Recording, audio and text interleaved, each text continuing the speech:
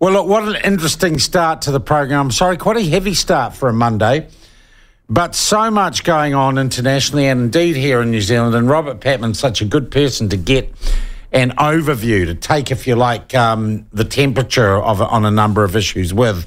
So I thank him for covering so much ground. And we did talk at the end of our exchange there about the perceptions and the reputation of Prime Minister Jacinda Ardern overseas. And this idea that she is universally lauded and loved has perhaps taken a bit of a hit in the last few days, particularly in Australia, where a number of journalists and political commentators have been less than kind about Jacinda Ardern. Now, far be it from me to suggest to you that New Zealand media and mainstream media, having received certain amounts of money in government funding to keep their businesses going, would be biased towards the Prime Minister. I did think the platform might take the opportunity to make you aware of some of the not so great things that are being said about Prime Minister Ardern overseas. So we've got a couple of clips here from Australian media and Australian television. And we are going to start, and this was on Friday, with a clip from Sky News Australia, where one of their presenters was interviewing a man called Greg Sheridan, and he is the foreign editor of The Australian, a not insubstantial media publication in Australia. And Greg Sheridan was in conversation with the Sky host about Jacinda Ardern, who, of course, last week was in Australia and met with Albanese, I think, was it Saturday or Friday afternoon.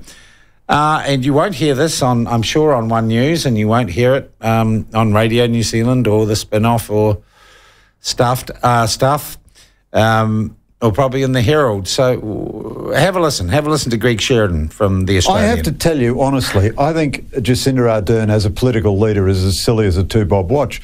I don't know any leader anywhere in the world who talks so much nonsense so consistently and gets such lavish, wonderful praise for it. I don't know what she's taking in her morning coffee. She says, don't position the Pacific into a state where it's got to pick sides. We're trying to give the Pacific an alternative from being conscripted into debt traps and hegemony by the most ruthless authoritarian dictatorship in the world. And she says, don't cast this struggle as one between authoritarianism and democracy. She might as well say, don't describe the sky as blue and the trees as green. I honestly, that's from her one day to the other, I just have no idea what she's on about. Sorry, say again? That's her socialist history. That's her socialist history coming through, her time as the international president when she was a young woman. And, of course, remember, at the start of the COVID crisis, when Australia was saying there's got to be a Fed income review and how COVID got out into the global environment, she was saying don't target China. Yeah, I mean, New Zealand has been a strategic nullity for a long time. Ever since they bugged out of ANZUS in the mid-1980s, they have no defence forces to speak of. They make no strategic contribution. They're almost entirely useless in strategic issues. They have adopted as their national code the bludgers option. They just rely on Australia to take care of their security. They are to us, but a million times worse, what we are to the United States.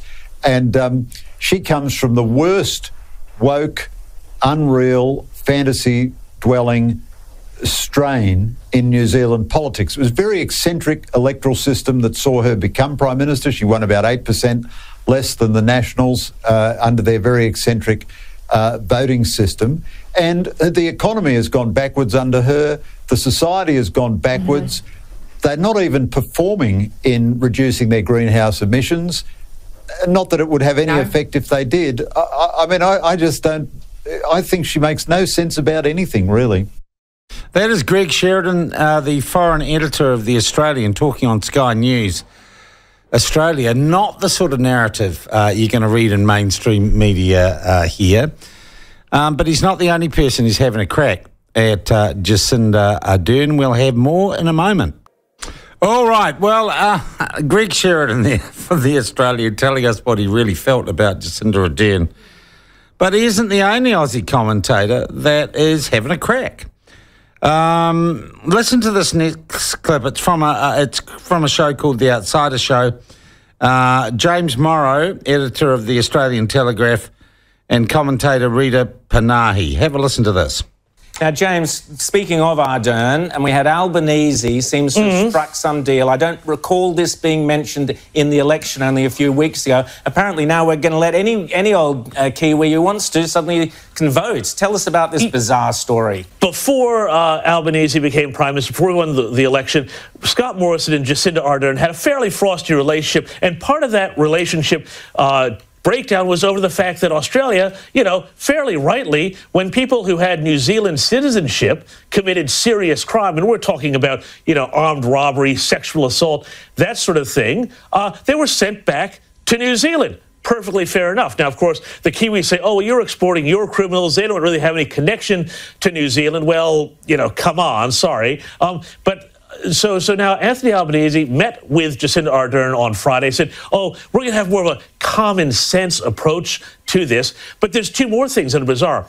Number one, Anthony Albanese also flagged the idea that New Zealand citizens who are living, working and paying tax in Australia could also vote in Australian elections, downgrading the value of Australian citizenship. And, you would have to cynically say, looking for votes to harvest for Labor that would come in via this sort of thing. But beyond this, so it's all quite strange to me because, it's not just Winston Peters who's got a problem with Jacinda Ardern. Jacinda Ardern is on the nose in New Zealand. They've got an election coming up.